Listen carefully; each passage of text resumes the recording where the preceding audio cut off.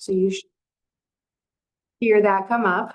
But like I said, it is now noon, so we are going to get started. And my name is Tracy Summer. I'm going to be helping to facilitate today's webinar.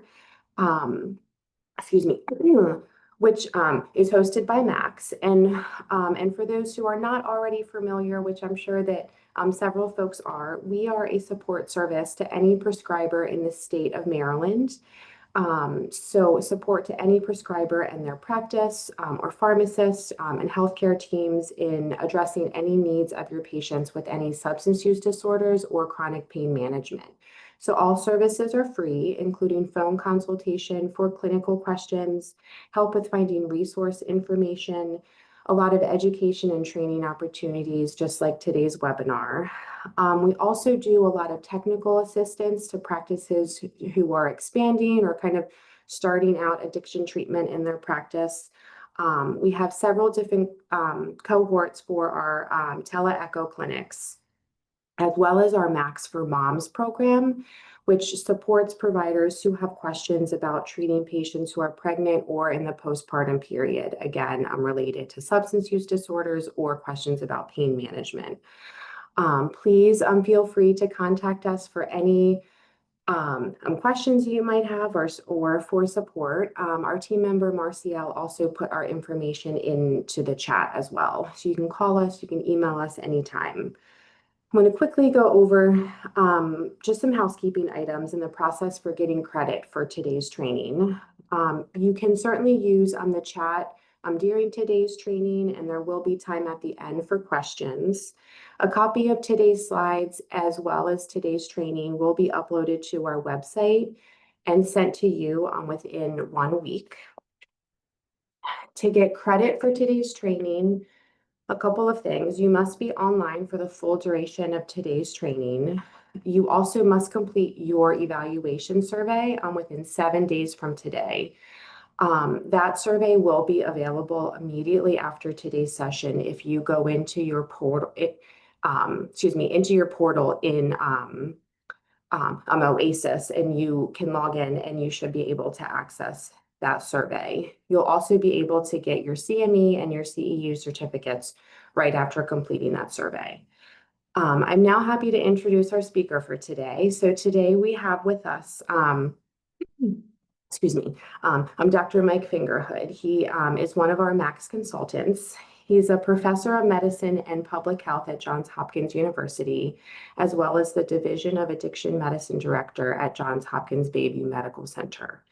His areas of clinical expertise include addiction medicine and internal medicine. He earned his MD from Albert Einstein College of Medicine of Yeshiva University. He completed his residency at Hopkins. His interests are certainly vast and include substance use disorders, Hep C, and HIV. He's also a member of several professional organizations, including the including the Society of Addiction Medicine, the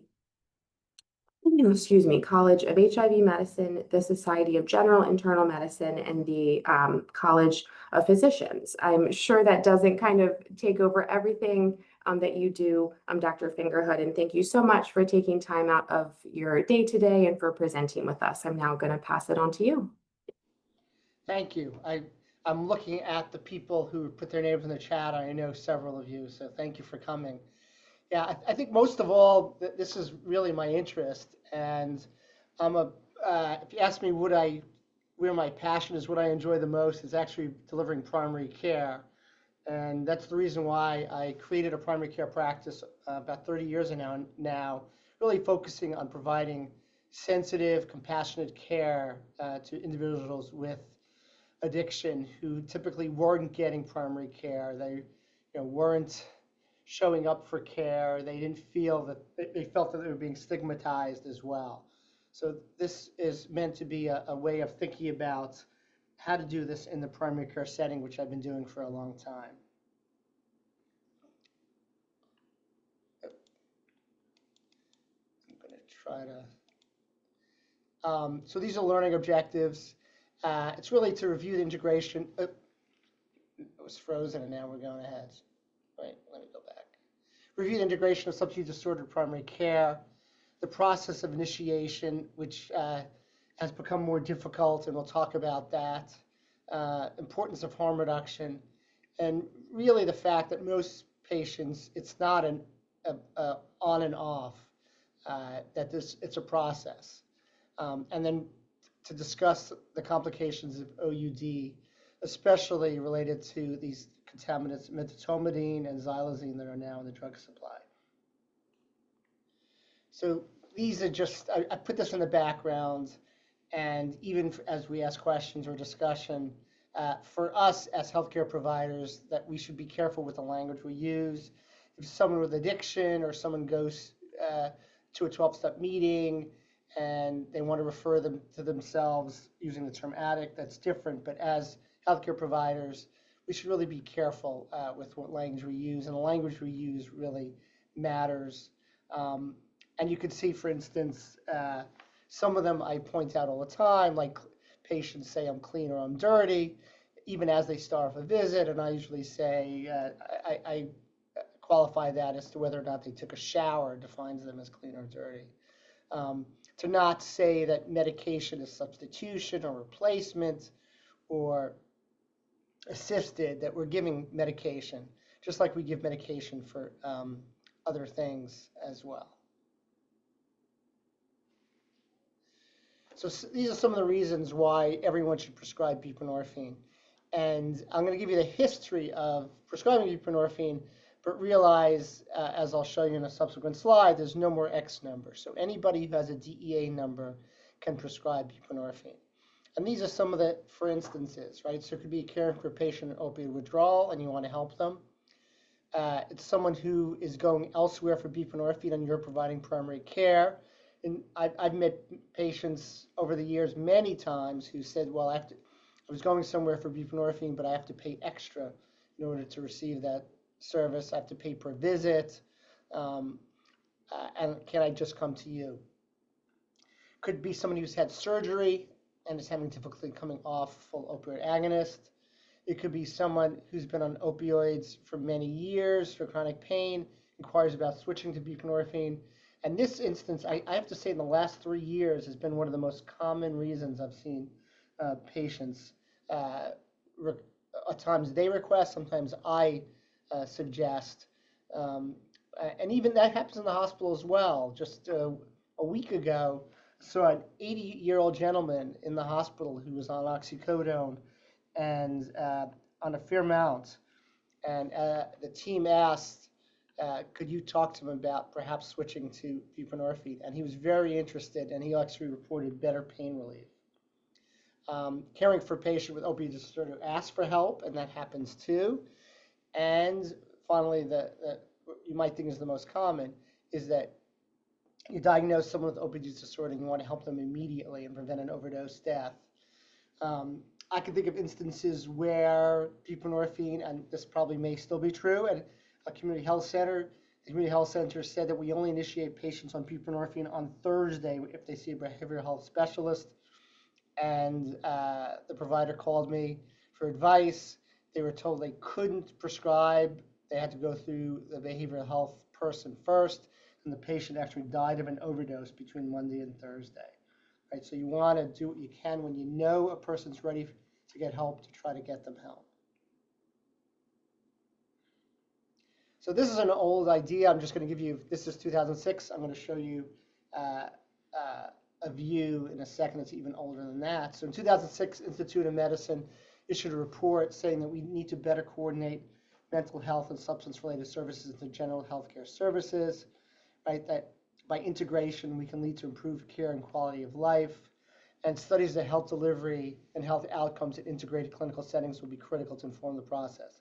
Now, I'm not going to share a study that I did, but about 6 years ago, published a paper where we looked at a Medicaid population and showed that that patients who received integrated care within the clinic where I see patients, that there's actually cost saving to Medicaid by having integrated care.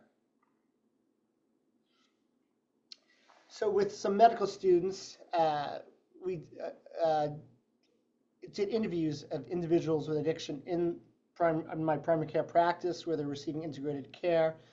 And it was a qualitative study asking patients, and there's a nuance here. Um, and these are patient views. So we put together qualitative quotes, doing qualitative methods, quotes from patients, and then categorized. And the nuance here, the first part is what should providers expect from their patients with addiction? And these seem obvious, but desire to receive care that will improve health. It was not just, to help me with my addiction, but to improve health, and engagement in care based on trust and rapport. So that's what providers should expect from their patients, right? And then, sorry, the nuance here is what do patients with addiction need from their providers?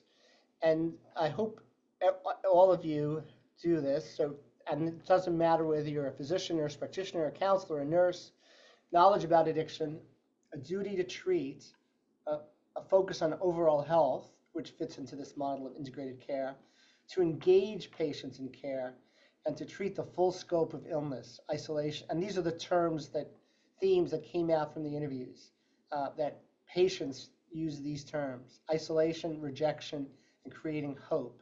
And I actually, since this study, have used those specific terms as I see patients. And I ask them about who they're around, that we need to undo isolation.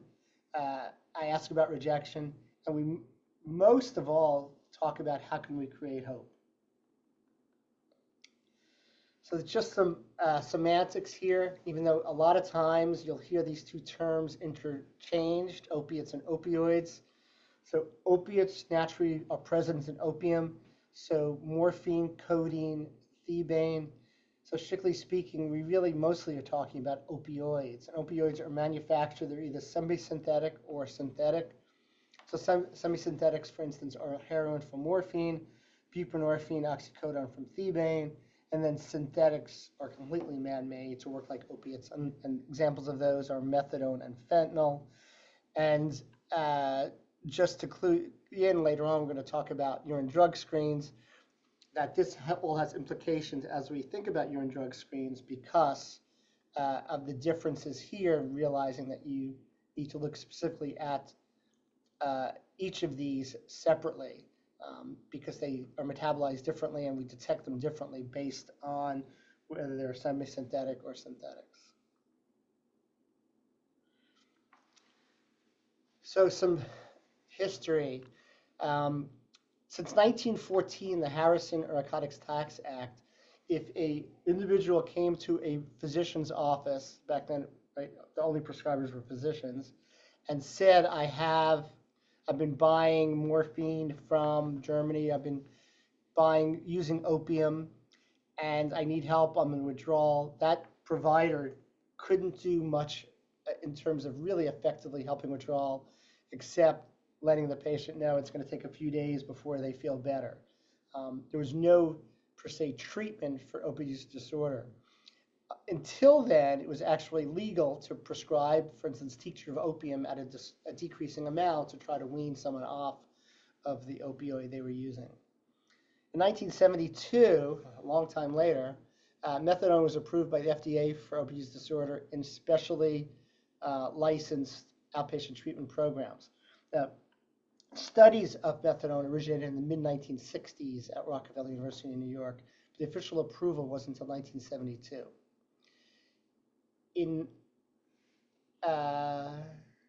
Looking. I'll speak closer. Buprenorphine was first recommended as a treatment for opioid use disorder in 1978. A paper published in the American Journal of Psychiatry, because what was recognized is that buprenorphine as a mixed drug did not cause respiratory depression. So 1978. So 1993, something called LAM was approved by the FDA for opioid use disorder, also in outpatient treatment programs. And then finally in 2000, or Data 2000 came about, And it said that for the first time, office-based physicians, specifically physicians, can prescribe medication for opioid use disorder um, with a limit of 30 patients using an X number, which had to be applied for separately. 2002 is when it was finally approved by the FDA. 2003 lamb removed, and then you can see patient panels were increased 100 to 275. Finally, 2016, it took a long time, and nurse practitioners and physician assistants could also prescribe buprenorphine. And I could tell you, it didn't take long before the actual number of prescriptions written by nurse practitioners and physicians was higher than the number written for by physicians. Um, in 2020, importantly, we were able to, in the midst of COVID, able to initiate buprenorphine using telemedicine. That has continued to be true. And in 2023, the X number was eliminated. So anybody with a DEA can prescribe buprenorphine. Can you hear me better if I lean in? I saw somebody said they. Is it better, Tracy? A little bit, yes. Okay. Thank you. I'm not sure why. DSM-5 criteria for opioid use disorder. This is a way to think about it. Um, there are a total of 11 criteria, but this is just a way of thinking of them in groups. And there's impaired control, which you can see, social impairment, which could be social, work, recreation, risky use, and pharmacologic dependence. Remember, individuals who receive opioids for pain develop pharmacologic dependence, but not necessarily any of the other aspects of opioid use disorder. So the management of opioid use disorder. So management is really treatment and prevention, and it has to be utilized across a patient goal, right? So this is really where we are. Most patients were in between, right? We want to minimize harms from ongoing use, and our ultimate goal is sustained recovery with abstinence from all substances. But most of the time, we're between the two of these, and we never want to forget about trying to minimize harms. So these are the options for treatment. Right, there's medication for opioid use disorder, meaning methadone, buprenorphine, or naltrexone. There's simple detoxification and no other treatment, which hopefully does not happen. The only place, unfortunately, this sometimes happens now is in carceral settings, and it certainly puts people at tremendous risk for overdose as they lose their tolerance and then go back to using what they last used. Counseling and/or peer support without MOUD, which we worry about, and referral to short or long-term residential treatment, which certainly can be combined with the provision of medication.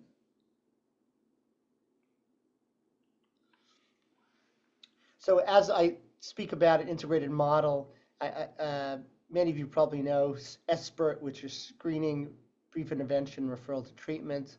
It's the R that typically fails. About 15 years ago, we did a study looking at people who, from a FQHC, who were referred elsewhere in order to receive buprenorphine, and about 5% of people showed up at the appointment. So we want to be able to screen, intervene, and treat, and that's what we get by integrating treatment and primary care. So this is what I often say to patients, right? I've joined your fan club. We're going to work together. We're going to figure out the benefits. We always use family and friends in a positive way. We don't say, if you use again, you'll die, right? But we give hope, and that was what patients said they wanted. They wanted providers to help offer hope. And this is really important. And I just had a discussion about this with someone I was trying to help with smoking cessation yesterday, that we acknowledge reasons for use, but so your use of whatever it is, you use because you like the way you can makes you feel. It may help you cope with stress, or seemingly help you cope with stress. It may help you sleep. It may help you relax. But at some point, the negative aspects of your use of this substance outweigh those other reasons, and we're going to figure out other ways to address those other reasons. So stopping using an opioid doesn't ever mean you have to say you didn't like the way it made you feel, or you don't like the way the euphoria it produced, although for opioids, perhaps more than other substances, eventually use is to not be sick, and that's we're going to work together to help a longer journey. So just another step back. This is 28 years ago, and it lays the groundwork for the fact that we should be thinking about medications. And the statement in quotes, I think, is really important. Although a drug-free state represents an optimal treatment goal, although 2025 probably not a realistic treatment goal, research has demonstrated that this goal cannot be achieved or sustained by the majority of opiate-dependent people. So again, that was recognized 28 years ago, that we needed to reduce regulation and that we needed to have more healthcare professionals take care of people with opioid use disorder effectively. So again, medications, or if you're going to use the term MAT, it can be medications and addiction treatment, but it's not assisted. It could be MOUD, which is medications for opioid use disorder. Right, when we take care of someone, I saw someone who has type 2 diabetes, who has a BMI of 35. I don't say I'm prescribing you metformin as medication-assisted therapy. Certainly, we want them to work on healthy eating and losing weight and exercise, but we don't say that the medication is assisting. Right? We prescribe medication because they have type 2 diabetes, and we're prescribing a medication for it. So this is just to take you back to where did the idea of the fact that we need medication. So this is from 1966. These are Dole, Neiswender, and Creek, who did some of the seminal work on methadone, and they studied individuals who were using heroin. A lot of these studies in the 60s were people who had returned from Vietnam, especially in New York. And you could see and they recognized that the majority of the time, early on, patients, individuals, small circles of people when they used heroin. And initially, the first few days that they've used, they could feel high, but eventually, when people use, it's because they're feeling sick, and they never really get to that point of significant euphoria, or they don't spend as much time in that euphoria, and more often they're chasing it in order to not be sick. And the example they gave in the last is actually someone using and then having an overdose. So it's a pretty tough time. I had one patient who described the fact that he was for years, woke up feeling sick, that it wasn't until he was on buprenorphine that he realized that birds in Baltimore chirp in the morning. So again, the worst part is waking up sick, and you'll hear that over and over again. I'm sure all of you have heard that from your people you've worked with. And then this was the study that they published in 1966 when they were using methadone, showing that by prescribing methadone, people were what they called straight. These are the terms they used from their publication. And that if someone used, you can see where the H is, that they because there was enough methadone bound to their receptors, they didn't get high. And the hope would be that continued use would be extinguished because of that. Now, having said that, in 2025, the dose of methadone to extinguish that is much higher when we're considering the use of fentanyl versus heroin. And this is important to realize also. Even back then, they looked at the people who, even into treatment, that they were on methadone, what percent of individuals still occasionally injected drugs. And you can see that even 3-4 years out, individuals who continued on methadone, for the most part, were doing well. About a quarter of them still intermittently injected drugs. So it's not on and off. And this is data from from 1991, but similar, knowing that individuals continue to test. And that we shouldn't think that a treatment is failing because they occasionally still use. Much as we wouldn't say someone with type 2 diabetes is a failure because on occasion they eat some ice cream or have a piece of pie. So the goals of pharmacotherapy are to prevent or manage withdrawal symptoms, to reduce drug use, and hopefully sustain reduction or abstinence, but sustained reduction sometimes is what happens early on, and prevent, reduce, and manage the physical and social complications of continued opioid use. So even if that person is still struggling, if they're in primary care, you can address other health issues at the same time. If they have wounds, you can have them taken care of. If they have hepatitis C, I treat people with hepatitis C even while they're struggling with use of injection drugs. Um, and we were able to show that patients, even with recent injection drugs use, were able to successfully clear hepatitis C as treatment has become so simple. It means we can address health maintenance. We can see if individuals have a sexually transmitted infection. So it's really important to get people to stay engaged. So these are the medications. Most of what we're going to talk about going forward is buprenorphine, but just again realize that methadone is a full agonist, buprenorphine partial, and naltrexone is a full antagonist. So this was one of the original papers published in 2000 that got buprenorphine approved by the FDA, and it looked at a comparison of buprenorphine, methadone, and LAM, which was removed from the market. These were lower dose. Back then, the methadone high dose was probably low dose for 2025. Most of those people were on 80 milligrams or so of methadone. And you can see the retention was a bit better for methadone than buprenorphine. But that retention rate of 58% for buprenorphine, this was at 17 weeks. The bottom should be set weeks. We were able to show in our study, we had also between 55 and 60% in our initial prescribing, and many of the studies showed that retention.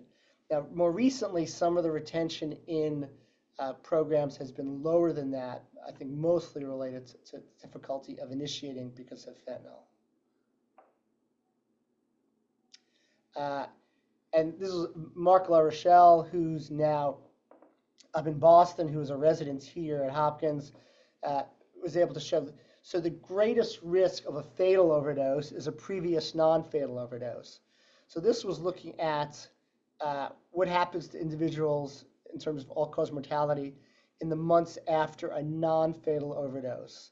And you could see that the likelihood of mortality, which was mostly fatal overdose, is much higher in individuals who did not receive a medication than opioid use disorder compared to receiving methadone, buprenorphine, naltrexone. You can see naltrexone appears the best, but remember the acceptance of naltrexone is really low, and getting someone to initiate naltrexone is really difficult, as you need someone to be at least 7 to 10 days without any opioids, and that's really tough to do in an outpatient setting. So just a little bit about methadone, since I personally individualize and have a discussion with patients about methadone versus buprenorphine, and I have that discussion in the primary care setting, in the hospital setting as well. So methadone interacts with the mu receptor, right? It can be displaced by buprenorphine or naloxone. It can cause respiratory depression, and one of the things it does cause is also QT prolongation, which is often an issue in the hospital, and QT prolongation is in the hospital setting is a common reason why we frequently see patients to transition them from methadone to buprenorphine. I wish we had more than these few drugs, just like we have multiple choices for hypertension. The hope is that perhaps we'll have more choices sometime in the future. So the unique aspect of buprenorphine is that in adults, it generally does not cause respiratory depression, even at fairly high doses. It has a long half-life. Some of the early studies of buprenorphine was actually dosed 3 times a week. In terms of dosing now, most patients prefer twice a day. It can be once a day, and I usually let patients choose. It blocks other opioids, and as such, it can displace those opioids, and that's how you get precipitated withdrawal. And just so I don't forget to say it, but that also means that if someone has received naloxone and all opioids have been knocked off their receptor, and the person is feeling ill. If you are able to administer buprenorphine right after naloxone, they're going to feel better. And there's probably a magic, I don't know, 30 minutes to 60 minutes in which buprenorphine could be initiated at a pretty high dose. Um, so we have a protocol in initiating buprenorphine by EMS after an overdose, and the dose there would be 16 milligrams in order to get the receptors fully taken or almost fully taken up again by an opioid that will help prevent and ameliorate the withdrawal symptoms they're feeling. It's also true, I'll just put in the background, one perhaps advantage of buprenorphine is that if buprenorphine is on the receptor and someone has a slip and uses fentanyl, that the buprenorphine will prevent binding and prevent overdose. So I have had individuals who come back. We're going to talk about urine drug testing, both positive for buprenorphine and fentanyl. And that's not a bad thing because it means that they probably slipped with buprenorphine in their system and the buprenorphine probably saved their life. And I let them know that as well. And it also means that I have patients who admit that occasionally their slips are mostly on the weekend to make sure that they know to continue to take the buprenorphine. I've had occasional patients who have been doing well, who purposefully didn't take buprenorphine on a weekend, used, and as I showed you, the half-life there is 24 to 36 hours. It probably even the next day is effective in preventing overdose. So these are the formulations. Before we had any other formulation, we had the Buprenex formulation or parenteral form. So we were using injectable IM forms of buprenorphine in the hospital for withdrawal prior to 2000. There's a buccal form and a transdermal form. That those two are approved officially only for pain. There's two brand names of injections now. There's the mono product that is just in the pill form, and then there's the buprenorphine naloxone, which is approved for opioid use disorder, and I frequently use for pain as well. So I think we need to stop using this term. So this term is induction, and I think historically it's prevented people from initiating buprenorphine because of a fear of use. It's a lot, even in the setting of fentanyl, it's easier to initiate buprenorphine than to start someone on insulin for diabetes. And I think that the fact that whatever reason, I'm not sure why there was this thought to use a strange term called induction, which we didn't use for any other medication, and we still don't use for any other medication. I think it's been an obstacle to people wanting to use buprenorphine.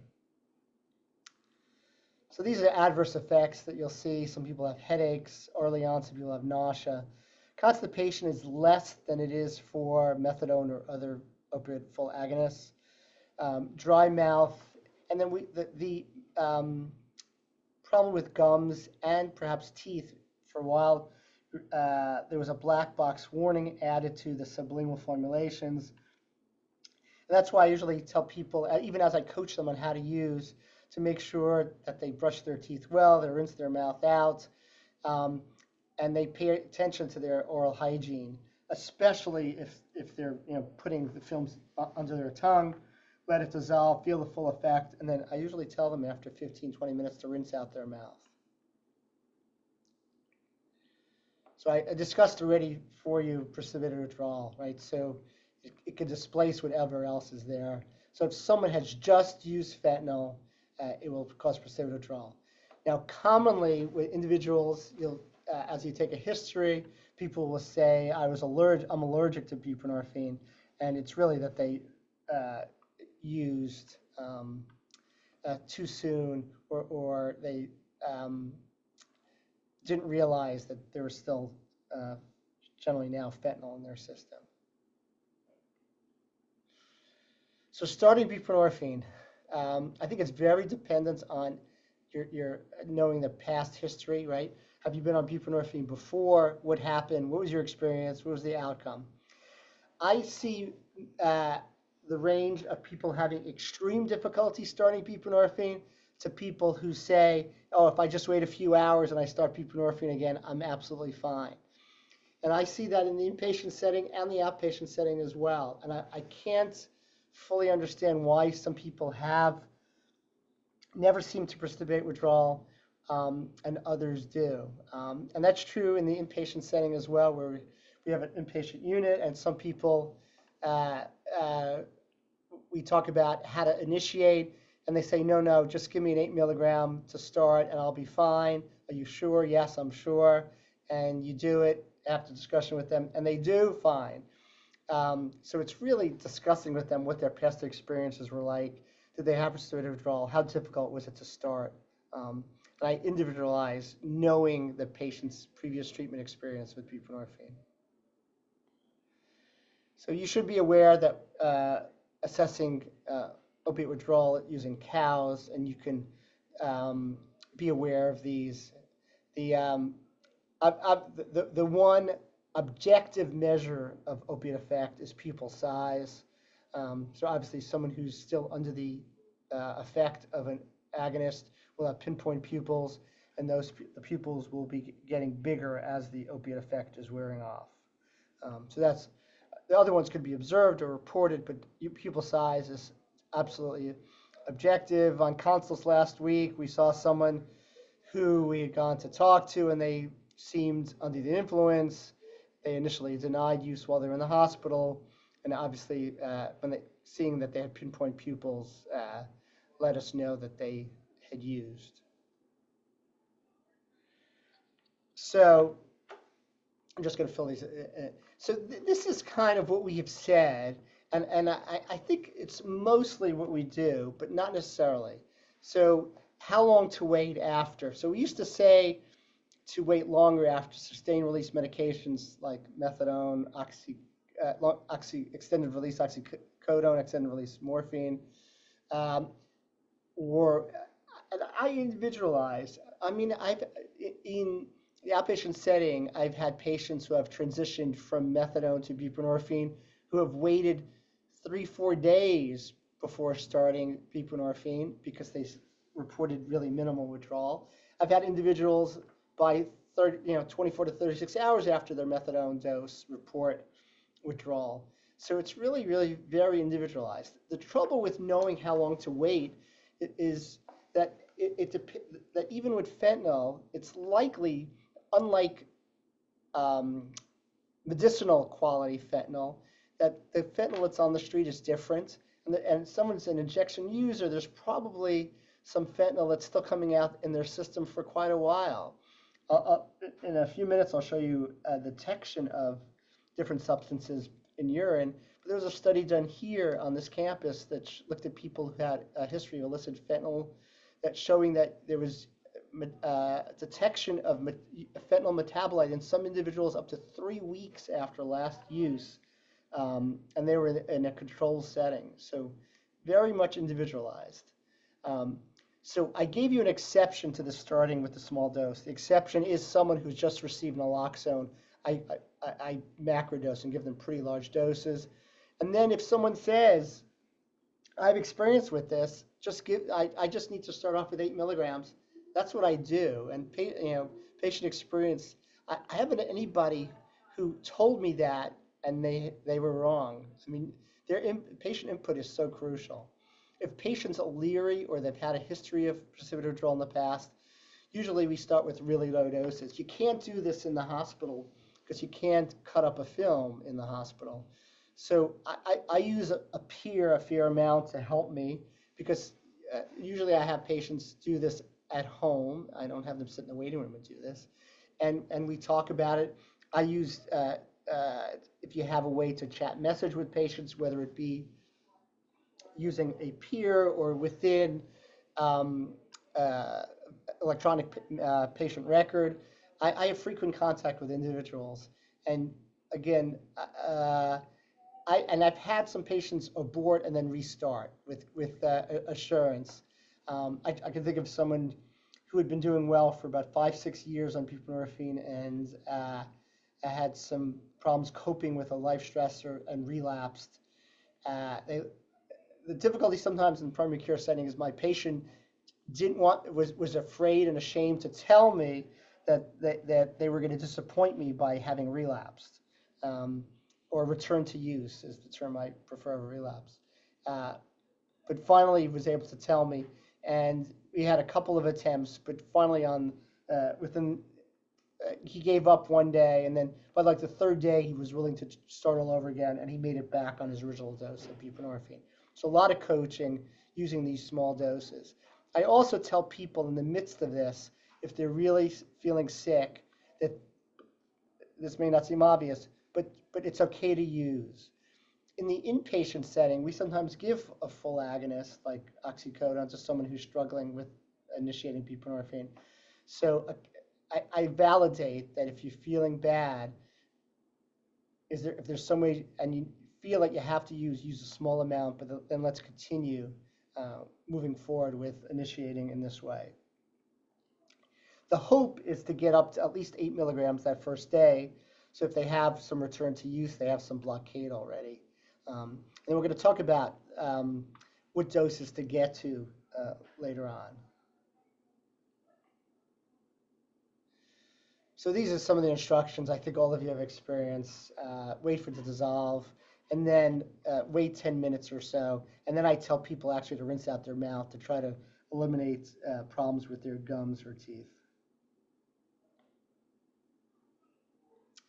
And then maintenance of buprenorphine, right? So evidence supports long-term maintenance. If someone says to me, how long? I say, as long as it helps you, let's do it one day at a time. Let's just build some recovery time. Early studies showed, a lot of early studies looked at only 16 weeks and gave people the opportunity to stop them. Those people all had incredibly high relapse rates. The one study that's below by CACO, there was actually 25% of patients in this one study actually had a fatal overdose.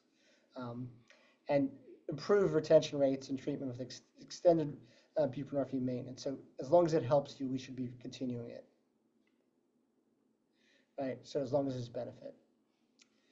So we're going to talk more. So urine toxicology is generally overused. In the midst of COVID, we realized we weren't doing urine drug screens. We were initiating buprenorphine. And by the way, federal rules in no way dictate there's any rules for how often urine toxicology needs to be done or if it needs to be done. So there's no rules. So no one from the DEA or anybody else can say you're not using, you're not using buprenorphine correctly based on any federal law. There's no federal law that dictates urine toxicology for people on buprenorphine. Testing should not be done to catch the patient. And we'll talk more about what positive drug screens, what their findings mean, right? So they only reflect recent drug use, right? You can't determine exposure time, dose, or frequency of use, right? Use should never be a reason to discharge from treatment and opportunities for discussion. I can't tell you how many times you heard Tracy say I'm a max provider on Thursdays. Frequent consults. My patient on buprenorphine keeps on testing positive for cocaine. Should I stop prescribing buprenorphine? And the clear answer is no, right? Buprenorphine is a treatment for opioid use disorder, right? My patient with diabetes continues to smoke. I think it puts them at risk for heart disease. Should I stop prescribing their diabetes medication? No, right? So they're different things. You have to decide for other things. Use of benzodiazepines is not a contraindication for buprenorphine either. That's a common question as well. So just realize that buprenorphine is for opioid use disorder, and if someone tests positive for other opioids, that's not necessarily a bad thing. It means that, again, as I stated towards the beginning, it means that they're probably preventing an overdose. The only thing where there is a concern is if someone does not have buprenorphine in their system, and it's implicit that if you're prescribing it, that it should be taken, and that usually has a different discussion. We'll focus on that in a couple minutes. So monitoring adherence, you could do urine testing for not just buprenorphine, but detecting the metabolite norbuprenorphine. and that's to make sure that someone hasn't tried to falsify urine. Checking the PDMP for filled prescriptions. And then I never do this, is have people come back with their pills or films. This is what I do, is I ask my patient what's going on. It builds trust. I don't want, and I'm always worried that someone thinks that they're going to disappoint me. So I usually specifically say that as that if you have a return to use, please let me know. There's nothing to be ashamed of. So these are some of the limits on urine toxicology screens.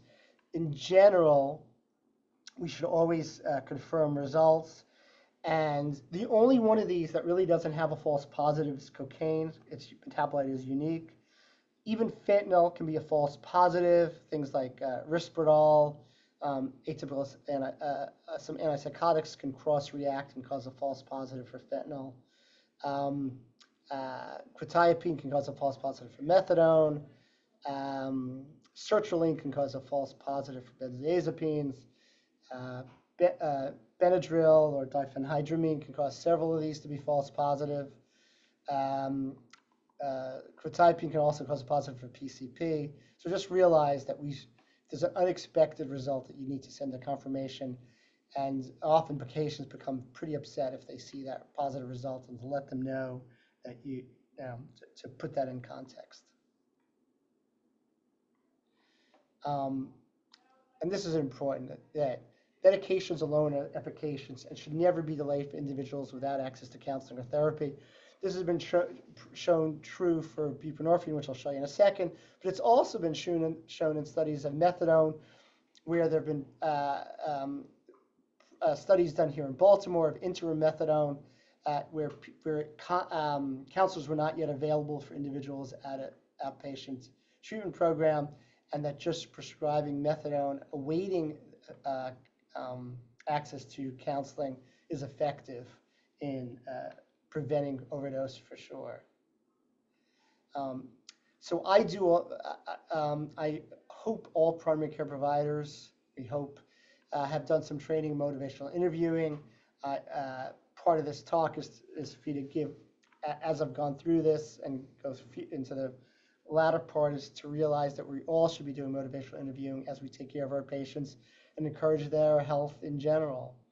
So this is a study looking at whether or not providing adjunctive counseling for people who are receiving buprenorphine treatment, in this case for prescription opioid dependence, whether or not making them go elsewhere for counseling versus standard medical management, in which the primary care provider provided counseling, was a benefit. And there's no change in outcomes. That's been shown in many studies comparing whether or not requiring outpatient counseling was a benefit. As a tangent, there was a study looking at medications for alcohol use disorder, in which it was shown that naltrexone effectiveness was best when it was prescribed by a primary care provider who also provided brief counseling with each visit, and that by having patients go elsewhere for counseling, naltrexone was not effective. So this is what we often face, and I discuss it with patients all the time, hearing from family, friends, support groups. You're not in recovery if you're on medication. So it means that we should be discussing this with patients and making sure that they don't buy into that quote. So prescribing, I still think, is the easier part. Even in the setting of fentanyl, it's really the conversation that's the art of medicine and the fun part, and the amazing ability to get to know patients over many, many years.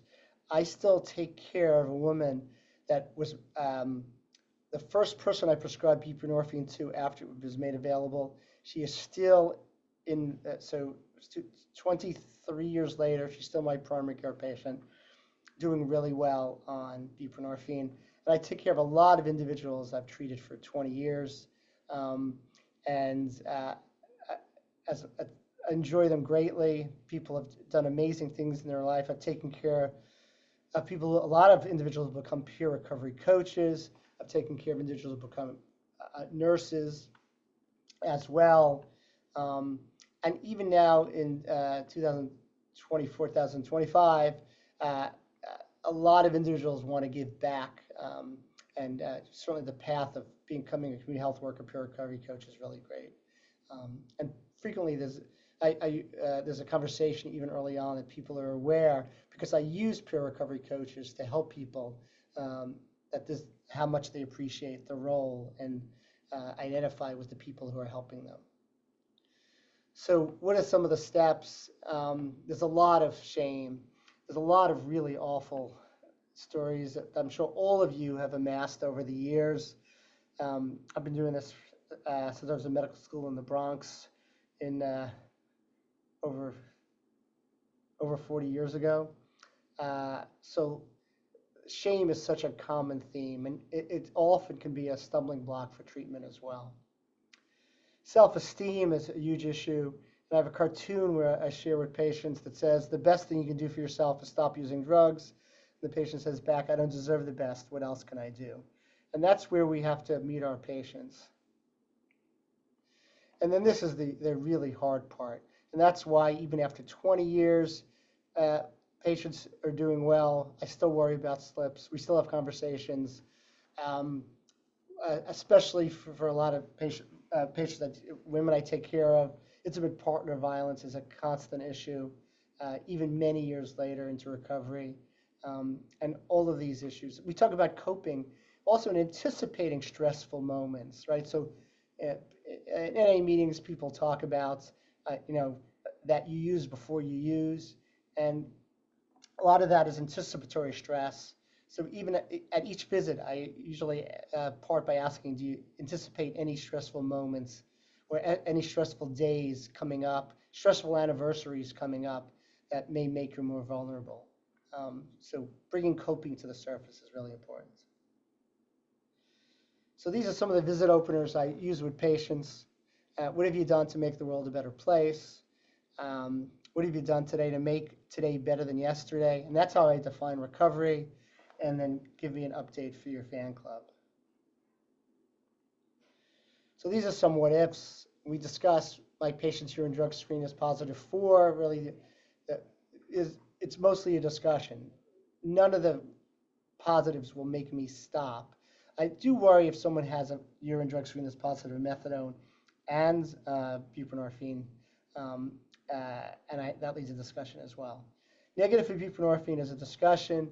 It's usually, I give people more than one chance, but it also means the conversation goes along the path of, I'm prescribing this medication for you, and as part of that, you should be, if you want me to prescribe this medication, I expect that you take it. And the other ones you really have to individualize. Missing an appointment, you have to figure out why. I usually try to, we're still allowed to, I usually change to a telemedicine appointment on the fly. If they miss an appointment, I'll call them. I'll count that, and we'll have a discussion.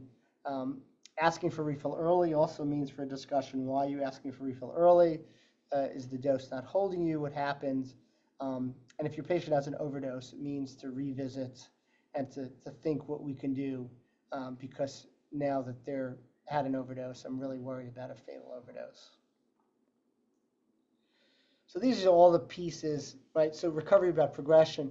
And I talk about all of these things. I tell people they're responsible, use peers, feel empowered towards recovery. What are your strengths? Who can support you? And the holistic qualities is we talk about nutrition, exercise, meditation, all those other things as well. So these are some of the things you'll hear. I'm sure many of you have people on buprenorphine. I feel normal. I wake up not sick. I have my life back. And really, treatment in the primary care setting encourages the fact that this is a medical diagnosis, right? It normalizes it, and it's a treatable chronic illness. So my patient now 20 years on buprenorphine, 20 years on blood pressure medication. We're taking care for preventive health as well. So what about dosing of buprenorphine in 2025? I'm looking at the time. So the early studies of buprenorphine are that 16 milligram dose or maybe 20 milligrams or 24 said that receptors are 90 to 95% bound. Isn't that enough? And maybe in the age of fentanyl, where fentanyl is so powerful and fentanyl binds to, 95 to 100% of receptors, people don't feel that buprenorphine is helping as much if it's only 90 to 95%. So more and more we're hearing people who have said that 24 milligrams doesn't seem to hold me. So this is what the FDA said last year. Current labeling, it's buprenorphine treatment of opiate disorder. Labeling has been misinterpreted by some as suggesting a maximum dose of 16 or 24 milligrams. Labeling does not explicitly provide a maximum dose. Our recommendations seek to clarify, and I'm just going on, that daily doses higher than 24 milligrams per day may be appropriate for some patients, but then they, of course, give a warning. Dosages higher than 24 milligrams have not been investigated in randomized clinical trials, but may be appropriate for some patients. So, and then I'm only giving you one instance, but we've looked at other studies where people clearly look at retention and patient report and craving, showing that most patients should be on at least 24 milligrams. In Maryland, in order to give more than 24 milligrams, you have to prescribe 2 different doses. But you could, for instance, prescribe 2 12-milligram films and an 8-milligram film to someone with Medicaid, and it will not require prior authorization. It's only really in the last 2 years that I have patients that are on higher than 24 milligrams. And I'd say the majority of patients that I've treated in the last 2 years are, I'd say, half 24 milligrams, half 32 milligrams. So this is a study that was published about 6 months ago. A couple of the authors are from University of Maryland, colleague Sarah Catacuzzi. But it was looking at a low barrier buprenorphine clinic in DC, and they were able to stabilize 67% of patients on 32 milligrams, 33% on 24 milligrams. And when people went from 24 to 32, there was less opioid use. I just want to point out that even at 32 milligrams, patients reported on average perhaps using once a week, right? But if you're on 32 milligrams and you slip up and use once a week, you're not going to die of an overdose. So just recognize people still slip, and they, you can see using once a week. So if someone says that they use on occasion, it means a conversation. And you can see retention was higher in people on 32 milligrams than people on 24 milligrams. You can see those numbers pretty high for 32 milligram dose. Again, small number of patients, but still pretty significant difference. So this is from the Journal of Addiction Medicine, evidence on buprenorphine dose limits, and it pretty much says what I just said. Shared decision-making between prescribers and patients is important, and that some people may need that 32 milligrams in order to reduce withdrawal symptoms, craving, and illicit use. And it will likely improve retention and care. So now the 2 things that have made it more difficult, although I'll say one interesting thing. So as we've seen adulterants, different adulterants than we used to see, I mean, pre-fentanyl, in the years I've been doing this, we used to see lots of lidocaine, and then we saw a worm drug called levamisole, which damaged how made people very anemic.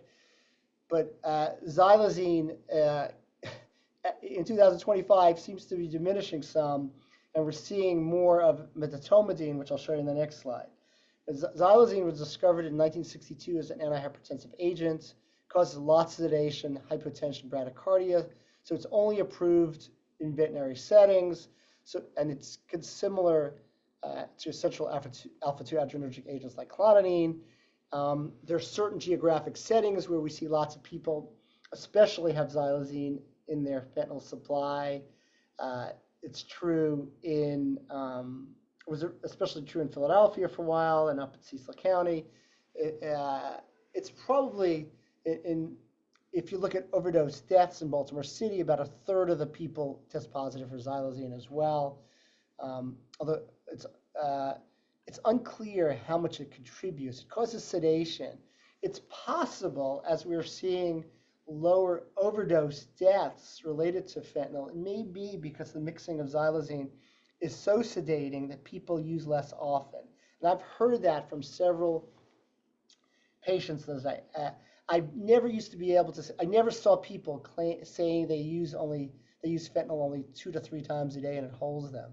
A few years ago, I was seeing people who said I use whenever I can, but 6 to 8 times a day. So it may be that people get sedated and as a result don't get respiratory depression, and maybe that it may actually be paradoxical that some of these mixed in agents may be part of the reason why we're seeing less overdose deaths. Um, but having said that, the terrible part of xylazine or tranq um, is that it, uh, well, I'll just go through here. It can cause euphoria and prolong the duration of fentanyl, which is what I had just said. Um, but the tough part of xylazine are the skin wounds. Um, and I've seen lots of them. Um, and the wounds really can be incredible, and there's a lot of shame with them as well. And they become even more apparent as when you see people during the summer only wearing pants and long sleeves. I usually ask them, "Do you have any wounds that you're covering up?" Um, because they can be devastating. And some people injected the wound site to alleviate pain, but wounds can appear at non-sites, so people who didn't inject there. There are also reports of wounds in people who only used by snorting and never injected. Um, and you could see just horrendous muscle involvement. And I could say in the past year, I've seen at least 4 patients who have lost limbs as a result of xylazine wounds that progressed tremendously, generally in arms. So usually when we talk about in the primary care setting of treating wounds, it's really avoiding alcohol and hydrogen peroxide, clean wounds with soap, keep the skin around the wound clear of drainage. And it's different if they're black hardened wounds, then it's a chemical debridement with OEUs. Um, Open wounds we treat like burns and really try to protect and cushion and not let them get dried out. Most of them are not infected, and most xylazine wounds don't need antibiotics. And then there's this other additive called methatomidine. Uh, it was first reported in MMWR back in 2024, and it was reported. It's also somewhat similar to xylazine. It's related to dexmedetomidine or Precedex, which we use in the hospital setting for sedation. It's likely that drug samples have both xylazine and this agent, although in the past 6 months, there's more and more drug samples that only have this. It's unclear if it contributes to skin wounds. For some reason, it's preliminary, I think it does not. And then there are clusters of people, and we've seen them in the hospital here. I gave a talk. I know there's somebody here from Macomb County. Someone reported in February there was a cluster of people who presented after stopping using fentanyl with uh, really agitated delirium. And that's what we worry about. If you see it in someone who you're trying to treat opioid withdrawal, agitated delirium is not a typical part of opioid withdrawal, but it can be a part of withdrawal from methatomidine. And it's usually sedation and the use of Precedex or the medical form of this agent, which you can see there, dexmedetomidine, is used. And the withdrawal happens really quickly. So we had a case conference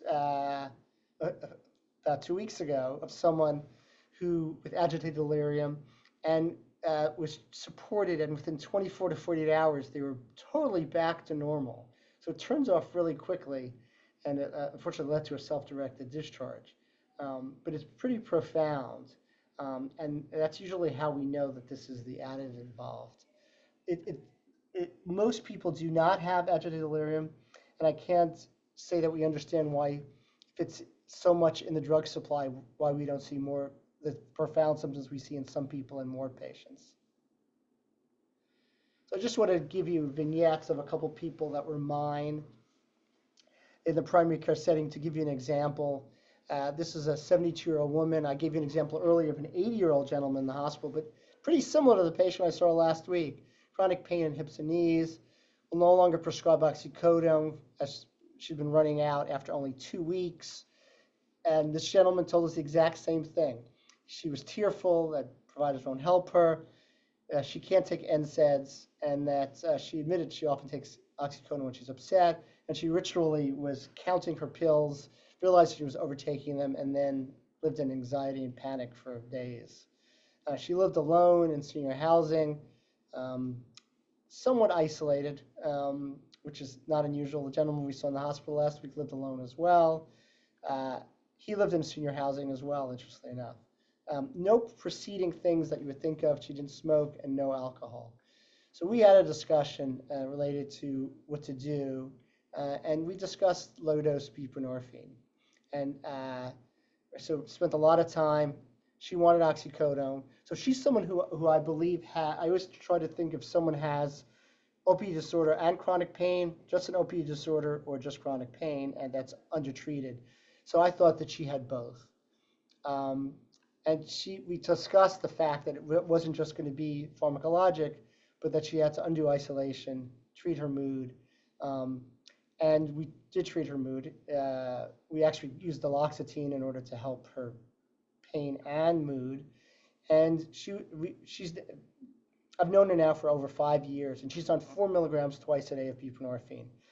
She's never run out before. She actually does crafts and brings me art projects and art and some crafts things that she makes. I just want to mention one other thing. Older adults are especially at risk for overdose death, and we're underusing medications in older. So if we look at the population, for instance, Baltimore, that we've done the poorest job and in which we really haven't impacted overdose death, it's older black men. So, but older people in general. It's also likely that respiratory depression in older adults is more likely to happen from fentanyl than it is in younger adults. This is a 28-year-old woman, also I've known for probably about 3 years. Able to review and crisp, but she had multiple ER visits for back pain. She's already had an opioid overdose, has filled scripts for oxycodone. She has other health issues. She had HIV, but wasn't on antiretroviral therapy, hypertension, and her initial agenda was getting oxycodone, but I just wanted to get her engaged in primary care and get her life better. And part of that was going to be able to treat her for opioid disorder. She showed up to see me, and I was going to take advantage of that opportunity, being able to see her in the primary care setting to do all I could do to improve her health. So after 3 months, I had already seen her 7 times. She continues to do well on buprenorphine and naloxone. She's on 24 milligrams a day.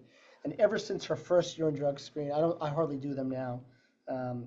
She has had all her screens negative. She's on medication for hypertension, for HIV. She's had PAP, no ER visits, and she's working part-time. Right? So that's our goal. So our measure of success isn't a negative drug screen. It's these other pieces, right? That she has a relationship with her family and that she's working part-time. And I just want to mention harm reduction as well. Not everybody is ready, and it means that we have to address the negative consequence of drug use in people who aren't ready, and then make sure that people know about needle and syringe exchange programs, that if they're going to use, how to inject safely, and to make sure everybody has naloxone. I have some in my pocket, in my car. I've administered multiple times in East Baltimore. I always pose to patients in recovery, well, I don't need that anymore, but it should be in your home. You never know when you're not going to see somebody who's had an overdose. It's like having a fire extinguisher. And I usually show people the first one is no longer available. But again, this was a study from Alex Swally, where he compared communities in Massachusetts in which they trained communities on the use of naloxone, and that where people were well trained in naloxone, there were less opioid overdose deaths. So having lots of Narcan, naloxone out there in the community, having community members trained is an important step in decreasing opioid overdose deaths. I'm going to go to the next. Okay, so this is just the summary. I'm looking at the time. Initiating buprenorphine in the age of fentanyl is more challenging. Uh, I always initiate at home uh, with the ability to cut a film in small pieces. Uh, I think most patients in 2025 need to be on 24 to 32 milligrams, many more in 32 milligrams than ever before. And it's really rewarding to team up with patients on their nonlinear path in recovery. So this is Max, you saw it at the beginning as well. Um, and it's been really fulfilling to be able to do this. I'm the Thursday person on the Max line. I'm going to stop sharing.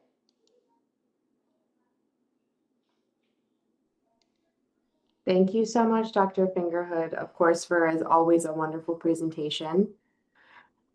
So we do have some time, and I know some questions have come into the chat. So if it's okay with you, Dr. Fingerhood, that we can just go ahead and get into questions. Yeah, I'm going to do it. So I see them. I have the chat now on the right side. Okay. So I didn't realize my microphone, because my microphone is on. I'm looking to see why there was trouble with my microphone. So someone had first asked, and then the same person had just kind of asked a follow-up question, but Okay. I'm happy to kind of go through the chat and I can share questions with you. But the first person had asked, is an IV user more likely to experience precipitated withdrawal if they start Suboxone prior to a 72-hour wait period in So comparison to other routes of ingestion? yeah. So I think it's individualized. The potency is so great for fentanyl that many people don't even switch to injection use because it's so potent. So I think that the concerns with some IV users is that there's still some fentanyl in their skin that could still be, coming into their system for days after their last use. Um, but I individualize it. It's having said what I just said, that might raise a concern. Um, but I think it's individualized, and I ask them about their experience. And I wouldn't necessarily go slower or more quickly if someone who uses intranasal versus uses by injection. Thank you. And then also the same person also had asked, also, can you briefly share your thoughts on Suboxone films tablets versus Sublocade injections in early recovery? So that's a great question because we did a study. We just finished recruiting of hospitalized patients initiated on injectable buprenorphine prior to discharge. Um, as to thinking of that, especially as we're trying to link them to treatment, is that a way to a, a useful way to use injectable? I'm using injectable more than I used to. Uh, you know, initially we used to say that people had to be on um, sublingual tablets or film for instance, 7 days prior to an injection. The newer product, there's a study recently of the newer 1 week injectable product, buprenorphine product. I'm going to avoid names. To say that would be effective as initial use, and you can postulate that maybe an injection is a way of getting into the system more gradually, and maybe that's better when we're thinking of fentanyl because it's going to build up more slowly. And I think those studies are coming, and I wouldn't be surprised if there are studies to show that injection perhaps is a better way for it to slowly get in someone's system compared to someone using sublingual. There's one person I know who reported in Los Angeles, and don't do this, but that he sometimes tell patients to swallow the tablets because he knows they only get like 3 to 4% active from swallowing. And that's a way of microdosing or getting someone started on a tiny dose as well. But I think it's totally unpredictable, and I wouldn't know what I'm doing if I told somebody to do that. Thank you. And then another question came in, what are your recommendations if a patient experiences precipitated withdrawal? I talked, yeah. So I think we've all had patients experience precipitated withdrawal, and it's a conversation. in the inpatient setting, it's easy to treat someone through, give an agonist, and continue. In the outpatient setting, once it happens, I usually have the discussion to continue, or if you have to use a small amount to use. If someone has a history of precipitous withdrawal, I usually find out more about the circumstance. Um, so I individualize. Some patients will say, "There's no way. I just want to go on methadone," and I respect that choice as well. I see that the next question. Do you recommend injections over? Um, so patients coming. The question is it true there are no withdrawal symptoms coming off Sublocade short-term usage? So the Sublocade brand injection, remember, are 30 days. There are 1 week or 1 month formulations of the other company that makes injectable buprenorphine. I have occasionally used injectable buprenorphine for someone who's done really well for a long time, and after shared decision making says, "I want to stop buprenorphine," and using an injectable form helps someone come off long term buprenorphine. Now, there are people who, in fact, I just saw last week, someone who's overdue for their Sublocade injection. They got admitted to the hospital, and they had pretty profound opioid withdrawal. So people will, if they don't receive, he was like 3 days post his last injection. He was on the highest dose, the 300 milligram dose of Sublocade, and he had withdrawal. So you can have withdrawal from missing your next dose of injectable buprenorphine, especially if it's that 300 milligram dose of the Sublocade.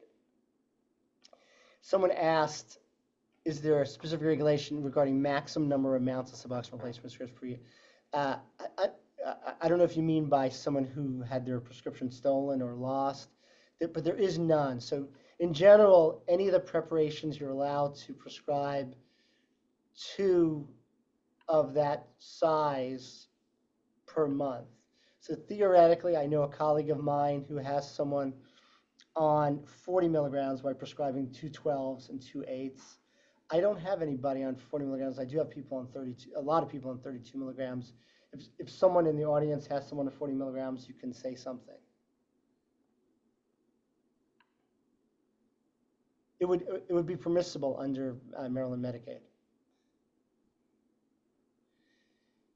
Someone else didn't ask this, but it isn't unusual for someone who receives an injection to still need sub-augmentation with sublingual, especially after the first, it may take a while. So even after first injection, they may need some additional sublingual until it fully comes to steady state.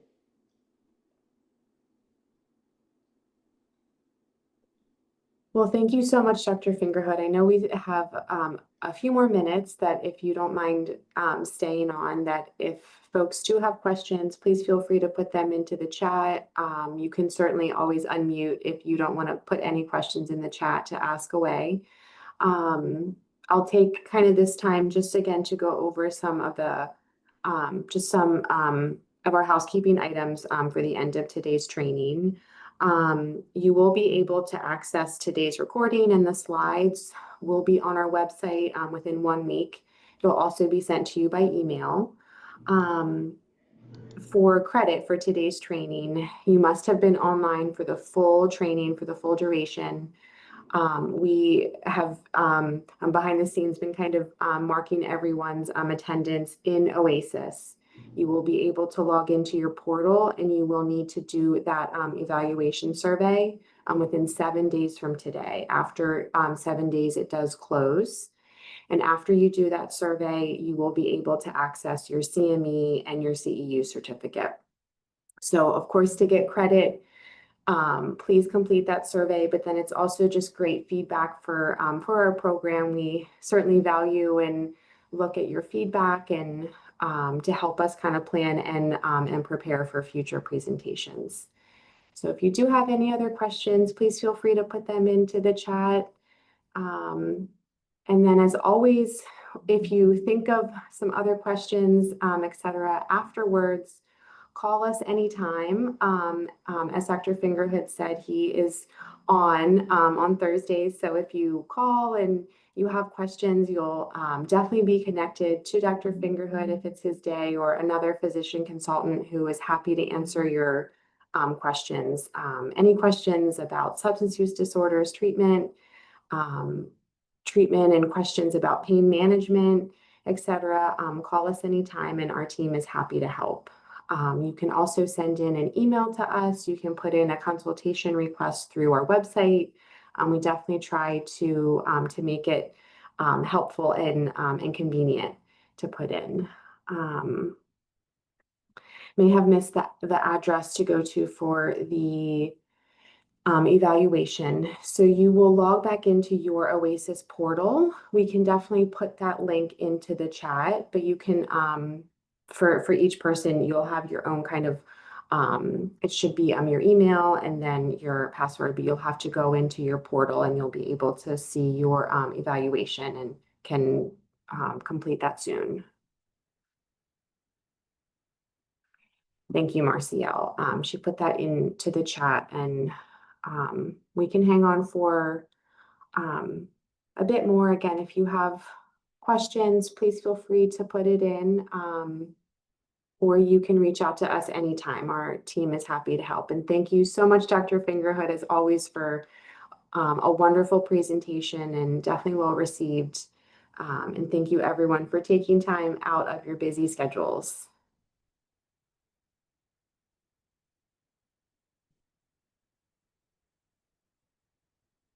So the evaluation link will open shortly if it's not open now already, and then it's open for 7 days.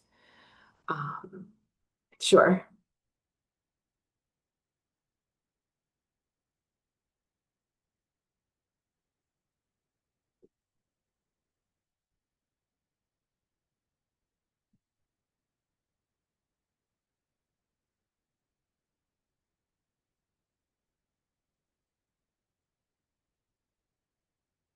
So I am happy to stay on to kind of answer any program questions about the webinar, et cetera. But if you do need to hop off, that is perfectly fine. We have finished. And thank you again, Dr. Fingerhood, for taking time and for a great presentation.